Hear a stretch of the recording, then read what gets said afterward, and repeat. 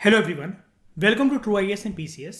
Previous lecture तक हम लोगों ने ये वाली बात कर ली थी। ईस्ट इंडिया कंपनी के पास कोई भी चारा नहीं था और अब वो पॉलिटिकल पावर जो है अपने हाथ में रखना चाहते थे, क्योंकि बार बार नवाब जो थे वो अपना इंडिपेंडेंट स्टेटस क्लेम करने के लिए उछल उछल के ईस्ट इंडिया कंपनी के सामने एक चुनौती पेश कर रहे थे। और जो ईस्ट इंडिया कंपनी की जैसी सोच थी कि हमें एक पपेट नवाब मिले जो कि हमें पैसा पहुंचाए, हमें टैक्स कंसेशन दे और भी प्रिविलेजेस हमें पेश करे, ऐसा इनकी एक्सपेक्टेशन के अकॉर्डिंग नहीं हो रहा था। और काफ़ी ज़्यादा इनकी एनर्जी नवाबों को कंट्रोल करने में जा रही थी। तो इन्होंने सोचा कि अब ना ही रियल नवाब ना ही पपेट नवाब, अब हम ही बनेंगे नवाब। अब क्योंकि ये एक एंग्लिसाइज टर्म में बोलने वाला हूं मैं, एक इंग्लिश वर्जन में। नवाब वैसे एक टर्म होती है, वो हिंदी टर्म है जैसे, है ना। लेकिन अब एंग्लिसाइज वर्जन में हम बोलेंगे कि कंपनी के ऑफिशियल्स खुद ही बन गए नवाब्स। मतलब ये समझ रहे हो, थोड़ा सा अंग्रेजी घिसी हुई एक टर्म, मतलब एक बोला हुआ है। और बाय द वे, इस लड़की को आप देख रहे हैं, इसका इसका नाम है अशप्रीत कौर। इसके कुत्ते का नाम भी नवाब है ना अशप्रीत? तो what did it mean to be nawabs? यहां पर मतलब अब नवाब बनने का सिर्फ ये कोई टाइटुलर मतलब नहीं है, सिर्फ टाइटल से इसका लेना देना नहीं है। कंपनी के ऑफिशियल जब नवाब बने तो उन्होंने ज़्यादा से ज़्यादा पावर और अथॉरिटी जो थी वो ऑक्यूपाई करी, ठीक है। लेकिन ये इससे कुछ बढ़कर भी था। Each company servant began to have visions of living like nawabs. यानी कि अब ये ना इंडिया की अब ये इंडिया की रिचनेस को एंजॉय करना चाहते थे। और उस रिचनेस को एंजॉय करते करते ये उस रिचनेस को एक्सट्रैक्ट भी करना चाहते थे। और वो एक्सट्रैक्शन ये लंदन ले जाकर, यूके ले जाकर अपनी स्प्लेंडेड और ग्रैंडियर लाइफस्टाइल पे ये बिताना चाहते थे, ताकि लाइफ टाइम के लिए इनके पास पैसा ही पैसा हो, इनके पास पैसा ही पैसा हो, ठीक है। तो बड़े बड़े शौक पूरे करना, अपने ज़रूरतें पूरे करना और जितना हो सके रिसोर्सेज एक्सट्रैक्ट करना, ये इन्होंने करना शुरू करा। हमें प्रीवियस लेक्चर में बैटल ऑफ प्लासे के बारे में बात करी थी और हमने ये भी पढ़ा था, शायनी याद होगा ना, battle of Plassey was never fought. तो after the battle of Plassey जो एक्चुअल नवाब्स थे बंगाल के, उनको ये फोर्स करा गया कि आप अपनी ज़मीन जो है आप दोगे ईस्ट इंडिया कंपनी को, वो उनके नाम रहेगी। और लार्ज सम्स ऑफ जो मनी है in terms of personal gift वगैरह, वो कंपनी के ऑफिशियल्स तक, यहाँ पर बात हो रही है ईस्ट इंडिया कंपनी की, उन तक जाएगा। यानी कि ज़मीन और उससे आने वाला रेवेन्यू या फिर कहीं से भी आने वाले रेवेन्यू, अब वो ईस्ट इंडिया कंपनी का नाम था। अगर हम एक फैक्चुअल इंसिडेंट की बात करें ना, एक डिटेल की बात करें, रॉबर्ट क्लाइव, ठीक है, गवर्नर ऑफ बंगाल, ये इतना ज्यादा पैसा लेकर इंडिया से जोड़कर गया था कि ये यूके में जाकर इसने ना, जैसे कहते हैं रिची रिच पर्सन ये हो गया था। इसने अमास फॉर्म में वेल्थ जो थी वो बटोरी थी हिंदुस्तान से। और यूके में जाकर तो उसने पता नहीं क्या क्या खाब अपने पूरे करे थे। ये मद्रास आया था सबसे पहले, जिसको आज के टाइम में चेन्नई बोलते हैं, यूके से। जब ये आया था ना 1743 में, ये उस टाइम पर सिर्फ 18 साल का था। अब देखो 1743, 43 से 53, 53 से 63, 20 साल ये हो गए। 64, 65, 66, 67, 24 साल जो ये यहां पर रुका, उसमें करके क्या गए भाई साहब, 18 साल की उम्र में आ गए थे। जब ये इंडिया छोड़कर गए ना, मतलब यहां से तो बिल्कुल नल्ला आया था जब ये, लेकिन इंडिया छोड़कर गया ना, just calculate his fortunes worth 4,01,102 pounds. Okay,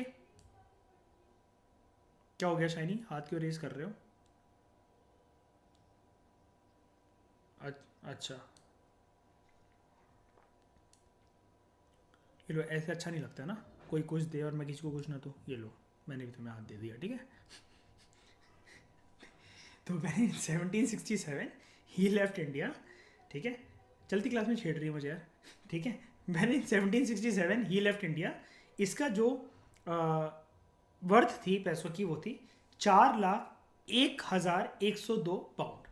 interestingly, जब इसको अपॉइंट करा गया as governor of Bengal in 1764, इसको ये बोला गया था, he was asked to remove corruption in company's administration. आपको लगता है लेकिन अशप्रीत कहीं से भी ये वाली चीज़ कि ये जो 4 लाख जो ये यहाँ से जोड़कर लेकर गया, ये मान लो कुछ भी मान लो, ठीक है, ये जो 4 लाख अमाउंट ये यहाँ से जोड़कर लेकर के इतना ही है ना, 1 10 100 1000 10,000 लाइक, हाँ 4 लाख, ये जो 4,01,102 जो ये लेकर गया यहाँ से, पाउंड, रुपये में नहीं है, पाउंड। उस ज़माने में, ज़माना देख लो 1740s 1760s, क्या लगता है आपको ये करप्शन जो रिस्पॉन्सिबिलिटी दी गई थी, करप्शन इसने बढ़ावा दिया या फिर हटाया ईस्ट इंडिया कंपनी से? और हुआ क्या, इसके इसके ऊपर ना, इसके ऊपर जब ये वापस यूके गया तो तलवार लटकी हुई नजर आई इसके ऊपर। 1772 में ब्रिटिश पार्लियामेंट ने इसको क्रॉस एग्जामिन करा, क्योंकि सब लोग बहुत ज़्यादा इंग्लैंड में सस्पिशियस थे इसकी वास्ट वेल्थ को लेकर। हालांकि कोर्ट में जो भी चीज़ें गई और पार्लियामेंट में जो भी इसके ऊपर आरोप लगाए, ठीक है, जो भी आरोप लगाए, वो सारी चीज़ें जो थी, वो सारी की सारी जो चीज़ें थी वो ठीक हो गई थी, ठीक है। हालांकि जो भी पार्लियामेंट की प्रोसीडिंग्स हुई और इसके ऊपर जो भी ब्लेम लगा ना, कोर्ट ने इसको एक्विट कर दिया था, मतलब क्या कहते हैं इसको, बाइज्जत बरी हो गया था, ये ऐसा कुछ भी नहीं था कि मतलब निर्दोष साबित हो गया था। लेकिन फिर भी पता नहीं क्या ह्यूमिलेशन हुई या इसके मन के अंदर क्या बात थी, या सारा पैसा जिसके लिए 18 साल में मेहनत करके आया था जोड़कर लेकर गया, वो किसी और के साथ भाग गई, ठीक है, या फिर वो इसको इतना सुख, इतना चैन, इतना प्यार, इतना क्वालिटी टाइम नहीं दे पाई। खैर जो भी था, लेकिन ये जीसस क्राइस्ट को प्यारा हो गया इन 1774, ठीक है। इसने सुसाइड कर ली क्योंकि इसने नेगेटिव संलेखना करके अपना शरीर त्याग दिया, ठीक है। हाउएवर सारे के सारे कंपनी के ऑफिशियल्स, ऐसा भी नहीं था कि सब लोग सक्सीड हो पाए क्लाइव जितना मनी बनाने में। कई लोगों की मृत्यु ना जल्दी हो गई थी इंडिया में, क्योंकि हमारा देश उस टाइम पर बहुत महान देश था। ऐसी ऐसी बीमारियां जो अंग्रेज़ों ने कभी देखी नहीं थी, या युद्ध में जो इनको बहुत सारे युद्ध लगने पड़े, गोली लगी किसी उल्टी सीधी जगह शरीर में और प्राण निकल गए, आत्मा निकल गई, ठीक है। लेकिन हम फिर भी मतलब ये कह सकते हैं कि ओवरऑल ईस्ट इंडिया कंपनी के जो ऑफिशियल्स थे ना, वो करप्ट थे और डिसऑनेस्ट थे। बड़े सारे लोग जो ईस्ट इंडिया कंपनी के ऑफिशियल जो थे वो हम्बल बैकग्राउंड से आते थे, और इनकी एक ही डिज़ायर होती थी, अटमोस्ट डिज़ायर जो उनकी होती थी वो यही होती थी कि इतना मनी ये इंडिया में अर्न करके यहाँ से चले जाएं कि जब ये ब्रिटेन वापस लौटे ना तो वहाँ पर एक कंफर्टेबल और लग्जूरियस ज़िंदगी बिता सके।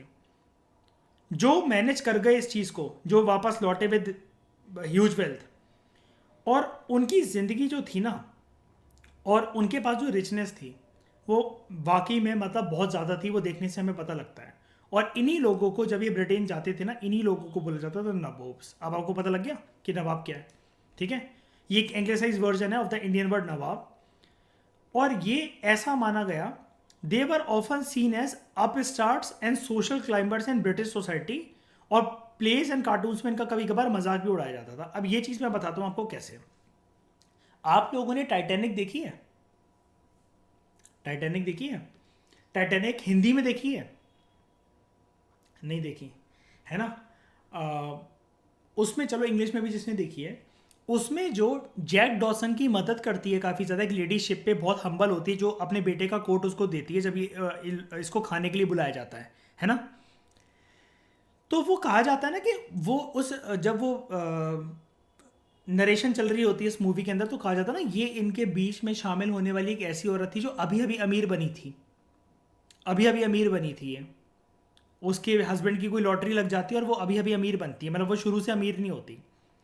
आप स्टार्ट्स एंड सोशल क्लाइंबर मतलब कैसे, आप इसको देख लो। जैक डॉसन को जब खाने पे बुलाया जाता है उसमें, तो वो पहले तो जानता भी नहीं है कि कांटा छुरी चम्मच कैसे पकड़ो, फिर वो अपने बिल्कुल प्रॉपर रवैये में आ जाता है कि जो वो बर्न उठाता है फिर वो प्रॉपर हाथ से उसको खाना स्टार्ट कर देता है। और जैसे चाय में सुड़ सुड़ करके पीते हैं हम लोग, वैसे वो वाइन पीता है ना। तो यानी कि वो मतलब जैसा था वो वैसे ही था। लेकिन वही कहते हैं ना कि अब जैसे काफ़ी लोग जो लग्जूरियस अपने आप को मानते हैं ना, अगर ऐसा कोई पर्सन जो कि ज़ीरो लेवल से सोसाइटी में उठकर कोई एकदम से उठ गया हो, तो सोसाइटी उसे एकदम से ना एक्सेप्ट नहीं करती है कि लॉटरी लग गई बस ऐसे ही, या फिर एकदम से अमीर हो गए। देहातीपन कहाँ जाएगा, देहातीपन तो इनके साथ ही है, पैसा आने से क्या होता है। तो मतलब ऐसे इनका भी मजाक उड़ाया जाता था काफ़ी ज़्यादा। ठीक है, इनका भी ऐसे ही मजाक उड़ाया जाता था काफ़ी ज़्यादा। जब ये लोग ब्रिटेन वापस गए ना, तो इनको वहाँ के लोग मतलब ये मानने को मंजूर नहीं थे कि इतना लोअर मिडिल क्लास फैमिली के लोग या मिडिल क्लास फैमिली के लोग इतना ज़्यादा पैसा ला कहाँ से रहे हैं, और हमारे बिल्कुल बराबरी में हमारे जैसा महल और हमसे भी ज़्यादा लग्जूरियस गाड़ियाँ बंगलो, जितने भी लाइफस्टाइल है हमारी बिल्कुल सेम डिट्टो लाकर इन्होंने खड़ी कर दी। तो ये चीज़ है। और इंडिया को ये लोग एक सोने की तिजोरी मानते थे ये वाला काम करने के लिए। फिर जब ब्रिटेन में कोई देखता था ना कि इंडिया जाने का ऑफर मिल रखा है ईस्ट इंडिया कंपनी का ऑफिशियल बनकर, तो लोग उसमें भी भर्ती भर्ती हो जाते थे। ठीक है, तो ये अगर आ जाए कि कौन से गवर्नर ने सुसाइड कमिट करी थी, तो उसका आंसर क्या होगा? Robert Clive.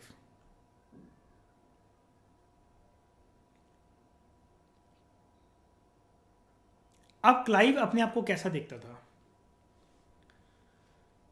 Eight his hearing in front of the committee in parliament, जब पार्लियामेंट की कमेटी के सामने इसको बुलाया गया सुनवाई के लिए कि इस पे जो मैंने बताया ना, अभी ये देखो, the parliamentary committee was suspicious of his vast wealth. तो क्लाइव ने डिक्लेयर करा, इसने बैटल ऑफ प्लासे के बाद बहुत ज़्यादा इस चीज़ के ऊपर ध्यान दिया कि आपने जो मुझे रिस्पॉन्सिबिलिटी दी थी, ये देखो मैं इसको ग्रीन से मार्क कर रहा हूँ, आपने जो रिस्पॉन्सिबिलिटी मुझे दी थी कि कंपनी के एडमिनिस्ट्रेशन से करप्शन को रिमूव करना है, मैंने इस चीज़ पर बखूबी तरीके से ध्यान दिया और कोई मुझ पर किसी भी प्रकार का इल्ज़ाम नहीं लगा सकता, और ये जो इल्ज़ाम मेरे ऊपर लग रहे हैं सब झूठे हैं। अपने बारे में क्या कहा इसने कमेटी के सामने? कहता है आप कभी सोचकर देखो कि जिन सरकमस्टांसेस, जिन सिचुएशन में मैंने प्लासे का युद्ध लड़ा गया और मैंने उसमें विजय प्राप्त करी, मैं उस सिचुएशन से होकर आया हूं। और ये काइंड ऑफ 18 साल में इंडिया आया था, तो 28 से 30 साल का ही था उस टाइम पर सिर्फ। इतनी यंग एज में कहता है कि मैंने विक्ट्री हासिल कर दी। ठीक है, कहता है उस युद्ध में एक बहुत महान प्रिंस जो था, बहुत ग्रेट जो प्रिंस था, वो मेरे ऊपर डिपेंडेंट हुआ कि मैं उसको नवाब बना दूं, मेरी मर्जी के ऊपर। जो रिचेस्ट बैंकर्स थे वो मेरी एक हंसी के लिए तरसते थे, आपस में लड़ जाते थे एक दूसरे से। मैं जिस जिस गली से निकला वहां वहां की तिजोरियां खुल गईं कि आओ लूट लो हमें। गोल्ड और ज्वेल्स मेरे गर्दन में आने के लिए, मेरे शरीर पे कि मैं उनको पहनूं, इस चीज़ के लिए वो फड़क रहे थे। पार्लियामेंट्री कमेटी के सामने बोलता है, मिस्टर चेयरमैन, इस मूवमेंट के टाइम पर मैं इससे इसके बियॉन्ड कुछ कह नहीं सकता अपनी तारीफ में। मतलब आप सोच के देखो कि मतलब अपनी तारीफ करने में बोल क्या कर रहा है ये। सारी चीज़ से बाइज्जत बरी भी हो गया था, लेकिन फिर भी जाके इसने सुसाइड कमिट कर ली थी। वो पॉसिबल रीज़न यही होगा कि जिसके लिए पैसा जोड़ा वही किसी और के साथ भग गई होगी। ठीक है, तो company rule expands. Company rule expands. If we analyse the process of annexation of Indian states, East India company की, कि इन्होंने किन किन टेरिटरीज को कब्जा करा और कैसे कैसे करा, इसका अगर पूरा हम लोग एक चिट्ठा देखें ना 100 सालों का, फ्रॉम 1757 टू 1857। 1857 आप जानते हो ना, पहली क्रांति, रिवोल्ट ऑफ 1857। हमें कुछ की एस्पेक्ट्स देखने को मिलेंगे। अब ये की एस्पेक्ट्स याद रखना, आपको ये की एस्पेक्ट ना इस फॉर्म में आ सकता है कि अंग्रेजों का 100 साल का जो रूल था उसमें उन्होंने एनेक्सेशन किस प्रकार से करी, या प्रॉपर एक सेंचुरी की उनकी एनेक्सेशन का रूल का एक रूप क्या था, एक पूरा क्या कहते हैं उसको, ब्लूप्रिंट क्या था। ठीक है, तो उसको देखते हैं। सबसे पहली बात, ये एक इंपॉर्टेंट कीवर्ड्स हैं जो कि आपको इतनी इजी लैंग्वेज में किसी स्पेक्ट्रम वगैरह की बुक में भी नहीं मिलेंगे और सारे पॉइंट्स में मिलेंगे भी नहीं। सबसे पहला पॉइंट जो मैं पॉइंट बता रहा हूँ, इनको एज इट इज ही आपको पॉइंट वाइज लिख कर आना और एज इट इज ही मार्क कर लेना इसको, या कहीं पर भी आप लिख रहे हो तो पेज नंबर डाल के, ये 15 पेज नंबर पे दे रखा है, ऐसा ऐसा करके अपना एक क्वेश्चन बनाकर ऐसे ही लिख लेना कि पॉइंट वाइज है, ठीक है। सबसे पहली बात तो यानी कि हम क्या पढ़ने जा रहे हैं कि ईस्ट इंडिया कंपनी ने prior to revolt of 1857 Indian territories को कैसे एनेक्स करा। क्वेश्चन समझ गए ना कि क्या फेस करने को मिल सकता है इस टॉपिक के इर्द गिर्द। Prior to 1857, prior to revolt of 1857, prior to first mutiny, ठीक है। Company rarely launched a direct military attack on unknown territory. सबसे पहले तो जिस कोठे पर जाने से पहले नचनिया का पता नहीं है तो वहां पर घुंघरू लेकर जाना वर्जित है। तो जो अननोन टेरिटरी है उधर डायरेक्ट मिलिट्री कन्फ्रंटेशन इन्होंने नहीं करी। रियरली इन्होंने कोई ऐसा अटैक कभी लॉन्च करा, बिल्कुल नहीं करा, बिल्कुल भी नहीं करा। अब इससे पता लगा सकते हो जरा,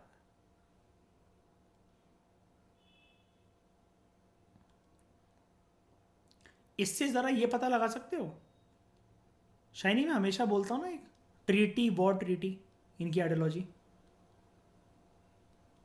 तो शुरू शुरू में ट्रीटी वॉर ट्रीटी ना कह के मैं ऐसा भी बोल सकता हूं कि एक, जब शांति व्यवस्था को हम लोग बोलते हैं पैसिफिज्म, फिर उसके बाद एग्रेशन और दोबारा पैसिफिज्म, शांति व्यवस्था।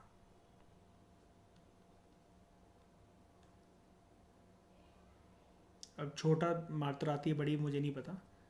शांति व्यवस्था, पैसिफिज्म की पॉलिसी, जिसके बारे में पता नहीं वहां इन्होंने भिड़ना ठीक नहीं समझा। क्यों? रिसोर्सेज से, मैन एंड मटेरियल से काफ़ी ज़्यादा प्यार था, और फिर कोई हावी होकर इनको खदेड़ ना फेंके यहाँ से। यानी कि ये चीज़ इनकी शो करती है that they were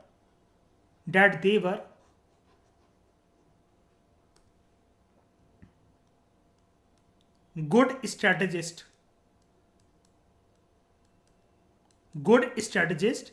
when it comes to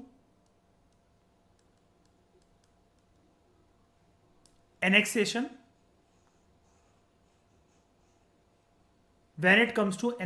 of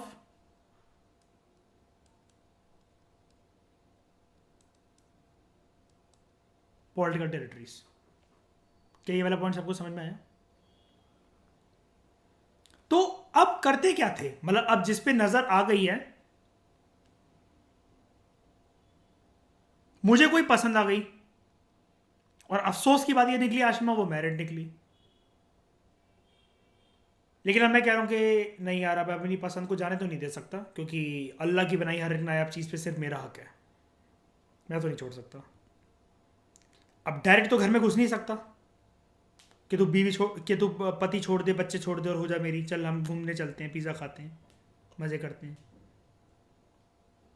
तो एकदम से ना एग्रेसिव होने का कोई फ़ायदा नहीं है ना।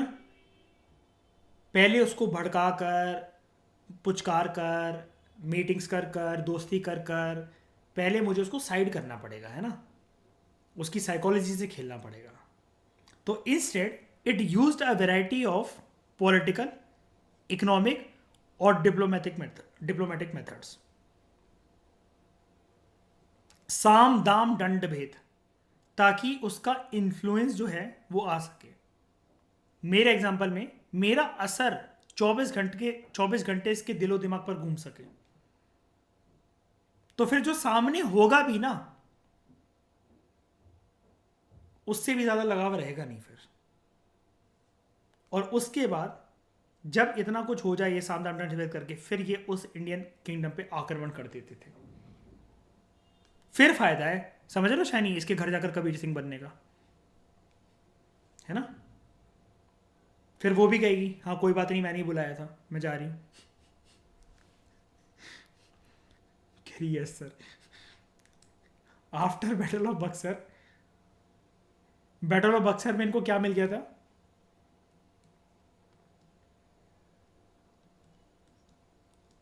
किसने दिए थे बताओ? अभी शेषा सूरी ने। करवाऊं तुमसे trading? After the battle of Buxar company ने अपॉइंट करे इंडियन स्टेट्स में रेसिडेंट्स, रेसिडेंट्स अपॉइंट करे इन्होंने। दिस इज वेरी इंपॉर्टेंट, बहुत कम लोग जानते हैं आधुनिक भारत के इस बात में, इतिहास को ना, मॉडर्न इंडियन हिस्ट्री में बहुत कम लोग जानते हैं। अब रेसिडेंट्स जो है ना, ये क्या करते थे, जैसे फॉर एग्जांपल आपका घर है ना, अब आपके घर में क्या बातें होंगी क्या नहीं होंगी, आप मेरे पीछे षड्यंत्र तो कुछ ना रच लो, ऐसा तो ना कर लो, तो मैं एक परमानेंट बंदा बिठा गया हमेशा के लिए आपके पास। सूसू करने भी जा रहे हो ना आप, तो वो आपको नोटिस कर रहा है, फिर आपको लग रहा है यार अभी तो मैंने कुछ करा ही नहीं यार, ये कुछ बता तो नहीं देगा उसे कॉल करके, यार ये कुछ मैसेज तो नहीं दे देगा, इसने पता नहीं क्या नोटिस कर लिया आज, ये सुबह सुबह से ऐसे ऐसे मुंह मुंह इसका मुंह उखड़ा उखड़ा घूम रहा है आज सुबह से। यानी कि जब भी आपके घर में कोई रहता है, जैसे अब अशप्रीत, घर पे कोई आ गया, आप पता चला बेड पे नाच रहे हो, पंखे पे नाच रहे हो, उल्टा लटक के पिज़्ज़ा खा रहे हो, अब घर पे कोई आ गया तो उसको दिखाओगे ना कि आप इंसान हो, है ना, नमस्ते जी, ये वो खा लो, ऐसा ले लो वैसा ले लो, सब कुछ साफ सफाई करके मतलब रखा हुआ है आपने, है ना। तो शाइनी बताओ, हम लोग रियल औकात दिखाते हैं कि अपनी किसी मेहमान के सामने, है ना। अब जैसे फॉर एग्जांपल मान लो शाइनी मेरे घर आई, अब मैंने इसको कुछ ऑफर करा कुछ खाने के लिए, अब एक दो दिन मतलब ऐसे यार नहीं मुझे नहीं, ठीक है मैं खाकर आई हूँ या आई हूँ, फिर उसके बाद पता चला कि पूरा पूरा का पूरा सॉस भर ले, पता चला अपने अंदर, है ना, पूरा अपने चीज़ लगा ले मुंह पे, आइसक्रीम लगा ले, और फिर कहे छोड़ो ना यार टेस्ट बना रहे तो मुंह भी नहीं धो रही मैं, ठीक है। तो ये रेसिडेंट कुछ प्रकार से ऐसे थे कि जैसे कोई सैटेलाइट नहीं होती नाक में दम कर देने वाली, ये घुटन थे, मैं ये बताना चाह रहा हूँ, ये घुटन थे।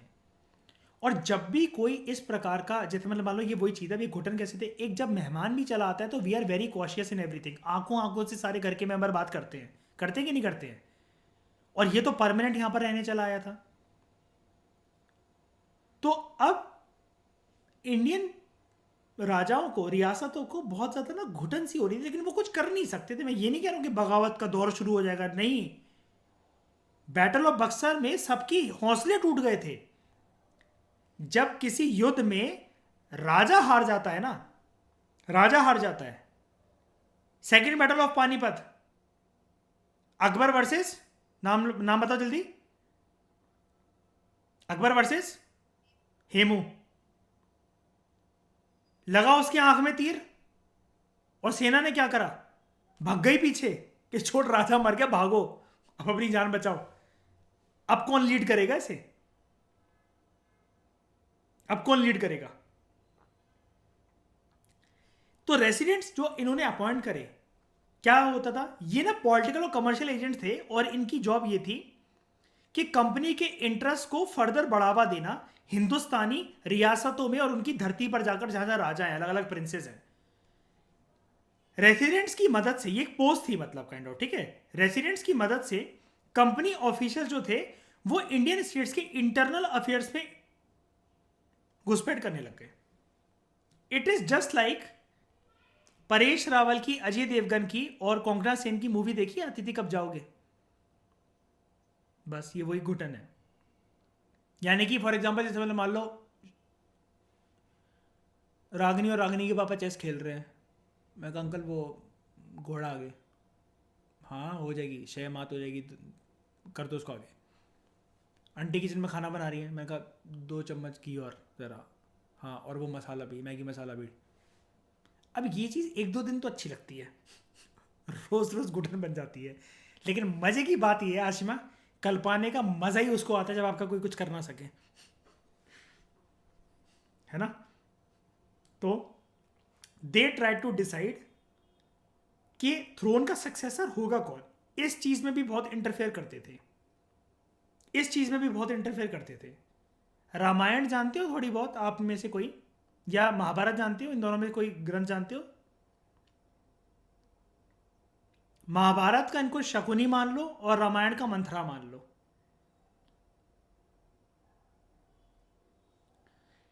And who was to be appointed in the administrative post, ये भी ये डिसाइड करते थे। तो एक बात बताओ, बहुत ही ज्यादा मतलब जिसकी भी सल्तनत होगी जिस राज्य में, कुछ ज्यादा ही दखल अंदाजी नहीं है, ज्यादा दखल अंदाजी नहीं है कि राज्य अभिषेक होगा किसका, कौन सा प्रिंस राजा बनेगा, ये ना उधर एक कहते नहीं है कि भाप लेते थे, नाप तोल कर लेते थे, ये देख कर कि यार ये वीक है और हम जान लगा देंगे इसको राजा बनवाने में।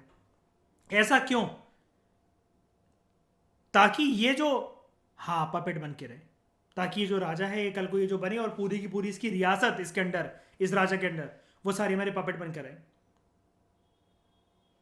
And sometimes company force the states into subsidiary alliance, उनसे सब्सिडरी अलायंस भी कभी कभार ईस्ट इंडिया कंपनी साइन करवा लेती थी ऐसी रियासतों से, ऐसी इंडियन प्रिंसली स्टेट से।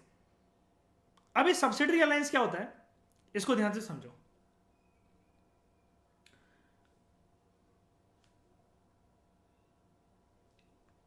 इंडियन रूलर्स जो थे,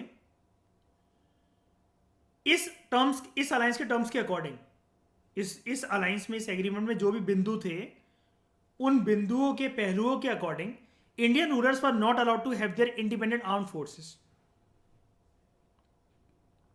ठीक है, वो अपने इंडिपेंडेंट आर्म फोर्सेस नहीं रख सकते, रेदर कंपनी उनको प्रोटेक्ट करेगी जब भी कुछ हो गया। इसका मतलब आप समझ रहे हो, जब तुम इंडिपेंडेंट आर्म फोर्सेस नहीं रख सकते और तुम्हारे को कोई चुनौती, मतलब तुम्हें कोई अगर कोई मच्छर भी काटे तो उसके लिए हम हैं, तो इसका मतलब साफ तरीके से ये नहीं है कि तुम किसी से भी बैठ सकते हो, तुम हमसे नहीं बैठ सकते लेकिन कल को।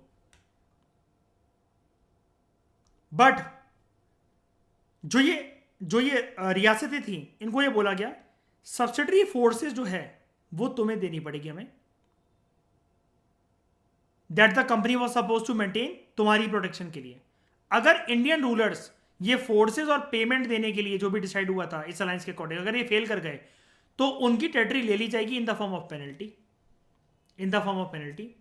यानी कि लड़की का बाप मुझसे ये कह रहा है कि दीपांक अगर मेरी बेटी खुश नहीं रही ना, तो जितना दहेज दिया है उससे दुगना ले लूंगा मैं वापस।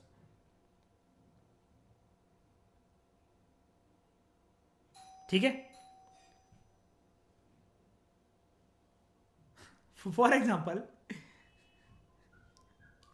अब फॉर एग्जाम्पल जब रिचर्ड वेलेस्ले गवर्नर जनरल था 1798 से लेकर 1805 तक, ठीक है, अवध के नवाब, अवध के नवाब शुजाउद्दौला, ये बगल में शुजाउद्दौला, इसको फोर्स करा गया था कि अपनी हाफ टेरिटरी जो है वो कंपनी को दे दें 1801 में, क्योंकि ये सब्सिडरी फोर्सेस जो मेंटेन करी जा रही थी उसके लिए पेमेंट जो उसको देनी थी वो फेल कर गया था। हैदराबाद को भी सिमिलर इसी ग्राउंड्स पे उनकी टेरिटरी हट भी गई थी। यानी कि वैसे तो सब्सिडरी अलायंस की वजह से किस किसने अपनी रियासत खोई, ये तो हमारे सामने बहुत सारे फैक्ट्स हो सकते हैं, लेकिन क्या मैं ऐसा कह सकता हूं कि इस एनसीईआरटी से मिसबा मुझे दो फैक्ट्स मिल गए हैं कि सब्सिडरी अलायंस की वजह से, सब्सिडरी अलायंस के चंगुल में अवध और हैदराबाद थे? क्या मैं ये कह सकता हूं?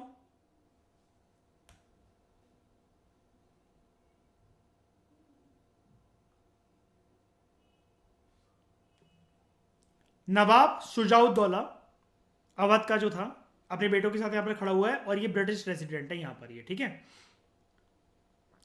जो ट्रीटीज थी जो बैटल ऑफ बक्सर के बाद आई, इस ट्रीटीज के according like subsidiary alliance Awadh का वो था, हमने ऊपर देखा भी कि अवध के नवाब ने ऐसी अपनी टेरिटरी खोई, शुजाउद्दौला को अपनी अथॉरिटी खोनी पड़ी, और यहां पर जो रेसिडेंट जो था, आप देख रहे हो कैसे कदम से कदम मिलाकर यहां पर बगल में खड़ा हुआ है, तो यानी कि ये बहुत एक रॉयल पावर इनके कोर्ट में एंजॉय करते थे रेसिडेंट, जिनका स्टेटस काफी ज्यादा टावरिंग स्टेटस है। टावरिंग स्टेटस का मतलब ये होता है कि बहुत रिस्पेक्टफुल और ऊंचा कद था।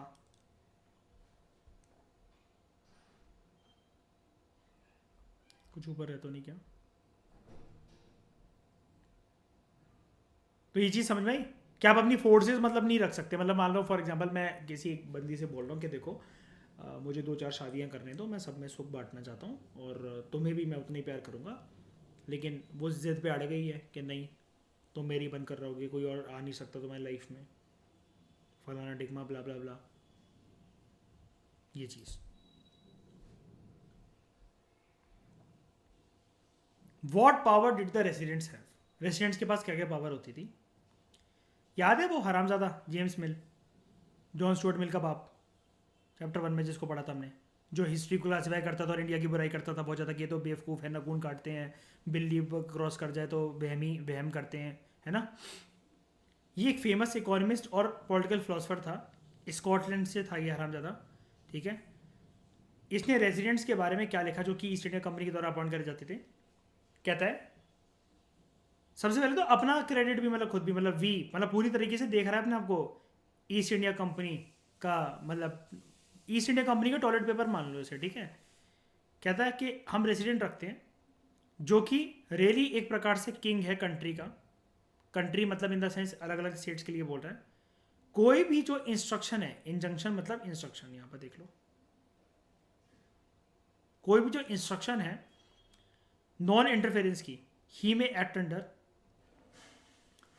As long as the prince acts in perfect serve, मतलब अगर वो जो कोई भी प्रिंस है परफेक्ट तरीके से अगर वो झुक कर रहता है इस रेसिडेंट के सामने और जो जो चीज़ें एग्री करी गई हैं उसके अकॉर्डिंग बिहेव करता है, तो इसका मतलब ये होगा कि वो जो प्रिंस है वो ब्रिटिश गवर्नमेंट का भी आदर कर रहा है। तो जब तक चीज़ें चुपचाप चलती रहेंगी, क्वाइटली चलती रहेंगी, तब रेसिडेंट जो है ज़्यादा इंटरफेयर नहीं करेगा एडमिनिस्ट्रेशन वगैरह और उसमें ज़्यादा नहीं करेगा।